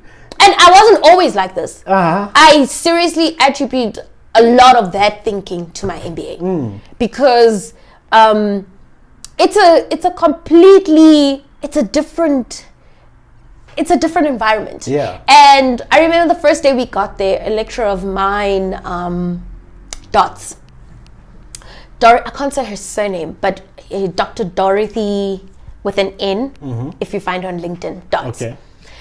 She said, if you're gonna come here and think you're gonna work in silo, drop out. This is going to be a horrible ride for you. Your MBA is not yours alone. Your MBA is you conversing with each other and people at home. Because you get to teach them about what you've learned. Like, speak to them, tell them that, listen, at school they taught us this. Sometimes even a person who hasn't studied will be able to give you input, valuable input that you can use as an example in class. We work with real life examples in class. Of course, we cannot share outside of class because of the confidentiality clause and all of that stuff. I mean, we share some really private stuff. And that's the thing about MBA. You get to share in a safe environment your experiences without having another person expose that. Right? And that's why it's very important. I mean, they teach you things like that you don't know coming out of varsity, going into the workplace that you can't just, like, we were just recording lectures. Yeah. Right? But you can't do that. You can't do that at work. You can't just record someone without their knowledge. They're supposed to know that you're being recorded. That you're being recorded, and it's etiquette. Yeah. Right? And because we're just so used to, oh no, I'm just going to record this lecture. If I miss anything. And, you know, you come from that innocent stage where you record things and it's like, no, you're supposed to let the person know that you're recording them. And that's something that even I did without knowing, you know. And MBA just makes you understand why without really just being like, no, it's not fair, blah, blah, blah. It just gives you we did an assessment of how such information going out of this classroom could do to that firm if you spread this rumor or you spread this analysis, because we're just analyzing it. We're not really saying that's what the company did, right? And it, again, the networks, oh my gosh, amazing.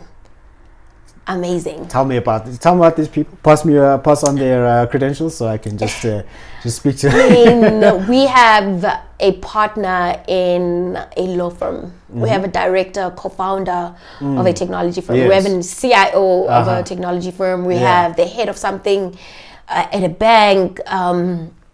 Just some head of something in advertising. A writer, script writer. Jesus. Right? That's interesting. And we have, we don't have a doctor in our class, but there are doctors that do MBAs. It's mind blowing. It's mind blowing. Like, you know, people keep saying, people that do MBA, you know about it because they tell you, or people that have an MBA, guys, with the intense process that we go through to get that. Best believe I'm tell you. Best believe I'm going to tell you. You know, it really doesn't come from. I mean, yes, there's a bit of arrogance with it that is attached to it, right? But still, like, but it really comes through. It really strips you guys. It strips you, but it builds you so much. Like, it is in the past 5 years, it's the best decision I've made. From the personal, and I've made some really good personal decisions, but from a personal relationship aspect, everything about myself, that's the best thing I've ever done for myself, was to do the MBA. And so I would highly recommend it.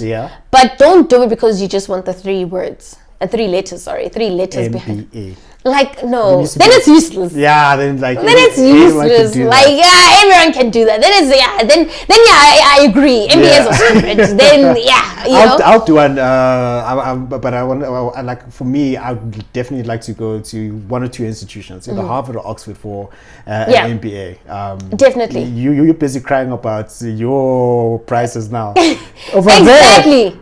Exactly. I don't even want to get into it. So, Becky, for one of the last topics for the day, one of the last ones, is okay. So I've written 2 books. I'm writing a 3rd one. Okay. And this is probably the most difficult, introspective piece of work I've ever done. It's called The Father of Man. Okay. Father of Man.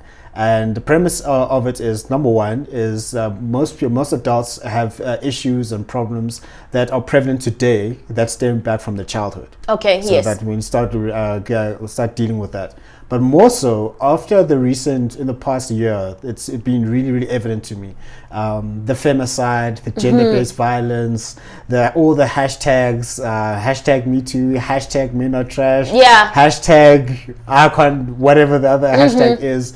I was looking at this and I'm like, okay, this is definitely a problem, and now I need to also take a good look at myself as to say, what is a man? Am I a man? Can I be a better man? So the question I'm trying to understand is, what can we do to build better men? Because the focus is on the problem. Okay, men are trash. Okay, yeah, we know. So what now?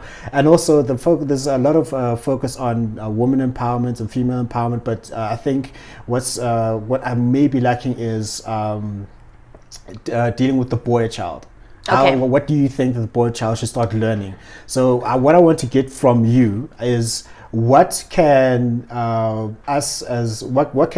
what advice would you give for, like, men to become better? Not perfect, not real, but to become better from your perspective as a young black female. Acknowledge that there's a problem. That's the first step, and I think that's, to that speaking to that, you've done a great job in understanding what the whole men are trash or whatever the hashtags are about. It's not to say that men are literally garbage and we should disregard them. It's really to speak to identifying what the problem is. Like why are you saying men are trash? And these are the problems that stem back from childhood. I mean, even as a kid, you find the girl child will be doing laundry and the boy child maybe will do the garden, but that's once a day. Washing dishes is every day. Cooking is every day, right? Opening and closing curtains are every day. He gets to work on the garden and then fix something, right? And the thing is, you find that it's acceptable for a man to get a gardener even, but once a woman wants to get help, why are we not normalizing that? Right? Why are we not normalizing that if I get the help even at a family gathering where, yes, I'm supposed to be contributing, helping out and peeling and everything, but maybe I just don't want to. Yeah. But I can pay someone to do it. Yeah. And that is okay. That should be okay. Yeah. I can even, if I can pay someone to do all the cooking and cleaning, and why are we doing it? I mean, what's the point of having all access to so much money that we can make our lives easier, but now we choose not to do it because it's not perceived as good. Or socially acceptable. Or socially acceptable, exactly.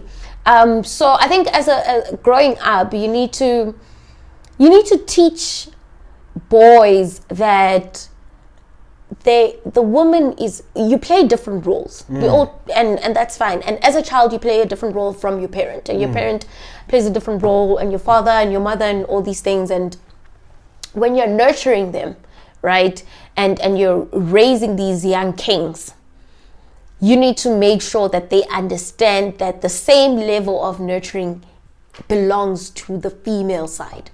So it's not just them.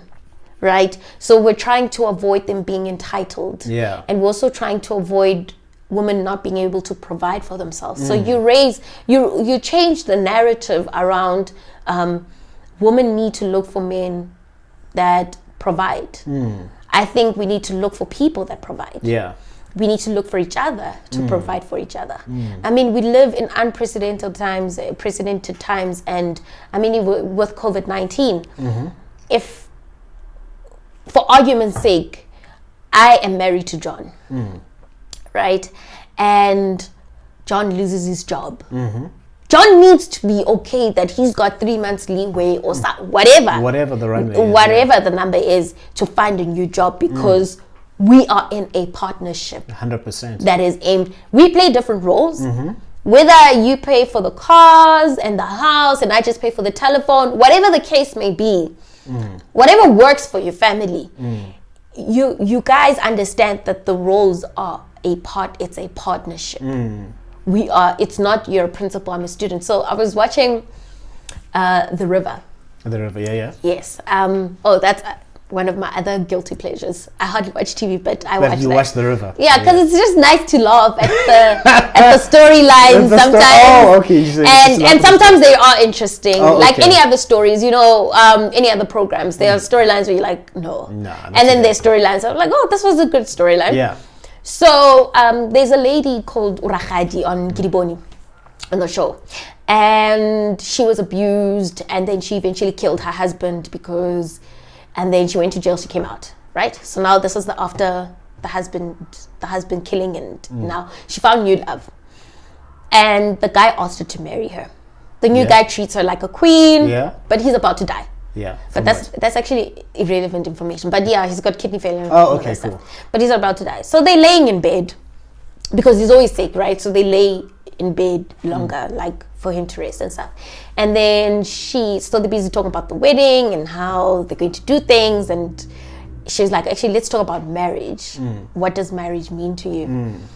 I hope you're not going to change and tell me that I am the student, you're the principal. I know how men can be. And she's obviously speaking again from experience, which has shaped her views, right? And then he says, no, we are both learning. We're both students in this. You can be the head, I can be the neck, or vice versa. Like, we're both in this together. And I think it's so important to teach boys and just girls from a young age. Don't be entitled to someone else's stuff, and don't be entitled to have control over someone else's life. Just be people. Just exist together. Yeah. And be good people. Raise good people. You know, I always say that I don't care if you're whatever it is, sexuality, race, whatever. I have an interest in you being a good person. Yeah. Are you a good person? And a good person does not mean you're a perfect person, because no one is perfect. 100%. But are you a good person? And I think more than anything, it's fundamental that we teach kids to be good people. Where you can help out, just be good. That's all that's all that is required, even in the corporate world. Stop. I mean, it's a real thing, this whole gender thing. Like I said, I've been privileged. I've been privileged to be in spaces where they're seen as main spaces, and now that I look again in retrospect that, you know, I was the only female in my team, this speaks again to how it's taking so long for it to be equal, and for it to no longer be a problem. You know, for it to no longer be a problem that, okay, you can have one guy in that team and one girl in that team, and we need to get to that point. And for us to get to that point is by raising, as someone else would say, our babies right. Raising our babies right. Raising our babies right. I actually got that from Grey's Anatomy. When I used to watch it. When you used to watch it. Yeah. So it's about raising our babies right? And so it's so important for us to engage in conversations about what are your pain points? What are my pain points? What is the next person's pain points? I mean, we were doing a course, again, school. Human school, this one. No, it's just I'm learning a lot. Human behavior and performance, right? And it's really about unpacking and looking at a person's history. Yeah. And not looking at their views. It's okay, the views is the first step. It's high level, but what stems from that view? Why do you think the way you think? Why are you a feminist? Why are you sexist? Why are you racist? Why you know, all that stuff. Again, it's a process of what? Root cause analysis. It's a root cause analysis process that enables you to really identify the problem. And once you identify the right problem, because we can treat the symptom, we can treat the effect. We can treat the effect of an action. But if we don't understand why you took that action, then it becomes a problem. Yeah. Right? And like raising good people speaks to your femicide, your racism, your everything. Everything stems from, are you raising them right? 100%. Are you raising them to be good people? Yeah. Are you raising them? I mean, you can never raise children equally. As a person who comes from not a one-child home, I understand that, because I've got siblings completely different, and that's that's because of us being different, we're raised differently. Because you're supposed to raise and when I say differently, just in terms of character, right? Where you see there's a shortfall in Jabulo, fine, correct that shortfall. Don't correct something in Jabulo is okay. Yeah, 100%. Like if Jabulo doesn't believe that women should be in the kitchen, why are you telling him? Like, why are you preaching to the convert? You know what I mean? But if you feel that Jabulo is always making the girl wash the dishes, but never his guy cousins, then fix that. Yeah.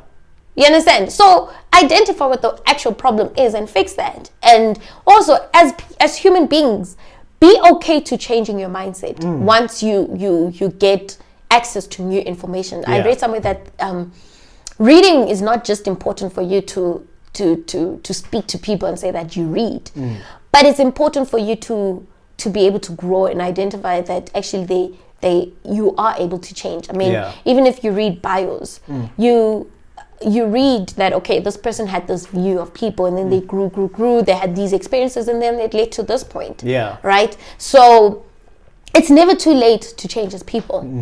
I don't think that it's too late to change as people if the person wants to change. Yeah, 100%. I don't think that you can change a person.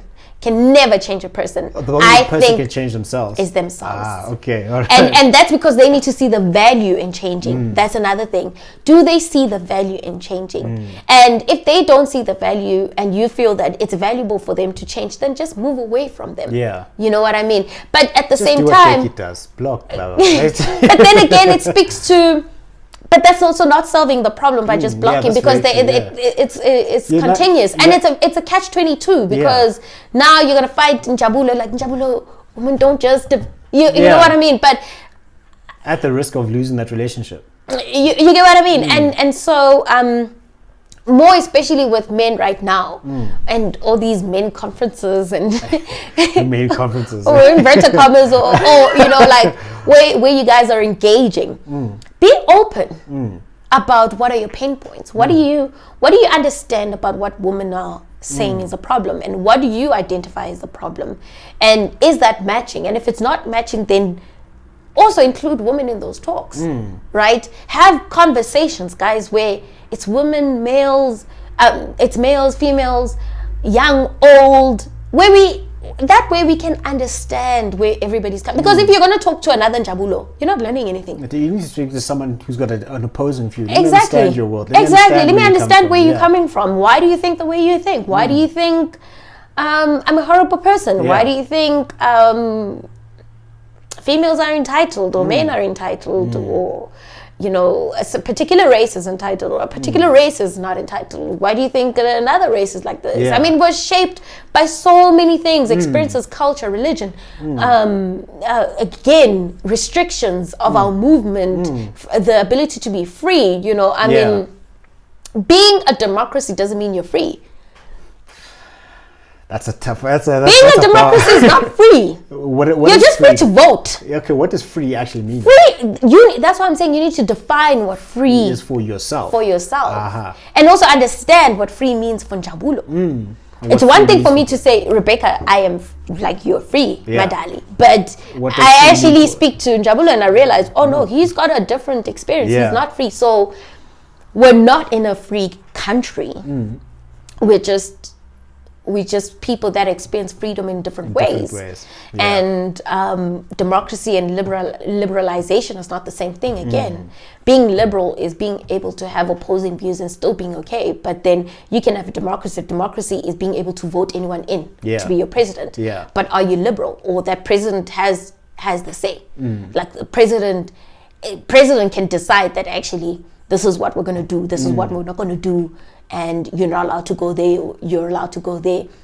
Is democracy liberal? No, not really. Being liberal is allowing people to be who they want to be, and in order for them to manifest themselves and to be great people. Again, great people. What does it mean to be a great person, a good person? What does it mean to be a bad person, a horrible person? What does it mean? What does that mean for you? Can you communicate that without attacking the next person? And are you open to that person really opening up your mind, and are you open to that from you learning from that person that you hate so much? And person that you hate so much. No, honestly, because it speaks to growth, and that's what we need to really look to. You know, look to raising good babies. Let's not just look to raising good boys. Let's not just look to raising good boys. Let's raise good people. I'm gonna take that and mull over it, and when it comes out, I think I'll quote you there. As the great Rebecca Twala MBA says, let's raise good babies, as she quoted from Grey's Anatomy. Yes. Cool. So to close off, we're going to go into a speed round. So I'm going to say a word or a concept, and I want you to say the first thing that comes into your mind. All right, cool. Ready? Okay. Right. Oprah Winfrey. Sure.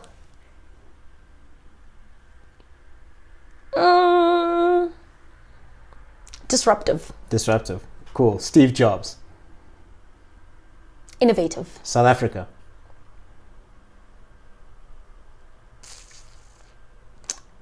Divided.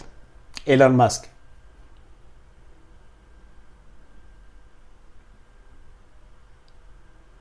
Moneyed. Definitely. He's worth more money than Warren Buffett at the current moment in time. All right, cool. Women.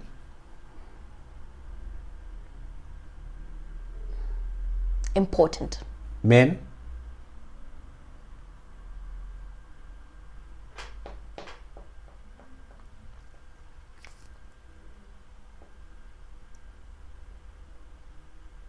There's so many words that come to my mind. The first one that comes to your mind. Needed. Needed. All right, cool. Teachers.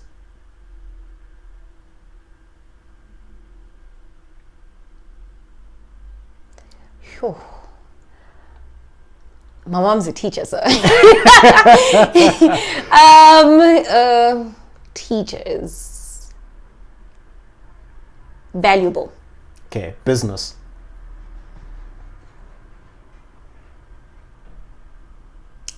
Unstructured. All right, cool. The last one, self-respect. Required. Ah, there we go. That wasn't so hard, was it? All right, cool. Thank you very much, Rebecca Mohau Twala. That was a very, very good conversation. We'll wait for about 2 hours. You see? Really? Yeah, more than 2 hours. This is going to be a long form one. I'm so sorry. No, don't be sorry. This is good. No, don't be sorry. This is like I told you. This is I could go on. I told you this is how it was going to go. Yeah. So that is us with Rebecca Twala at the NJ podcast. How can people reach you on social media? LinkedIn is Rebecca Twala. Yeah. Just Rebecca Twala. Instagram, Rebecca Mohau Twala. Yeah. Facebook, no. You're not there. I deactivated. Twitter is Becky, Becky, Yeah. capital B, and Twala, Twala, capital T. Sorry, Twitter handle at Becky Twala. And it's also Rebecca Mohau Twala. Yeah. Yeah. All right. Cool. And I don't have the others. You don't have the others. No, that's completely fine. So hopefully you guys got a lot of insights and self-revelation from this talk. It was very informative for me, and I've definitely grown. So thank you very much for sharing your thoughts and your views. And remember, guys, that success is the progressive realization of a worthy ideal, which means you're doing what you've always wanted to do because it's truest to your highest values. So go out there and change the world because you're the only person who can. Thank you. Thank you.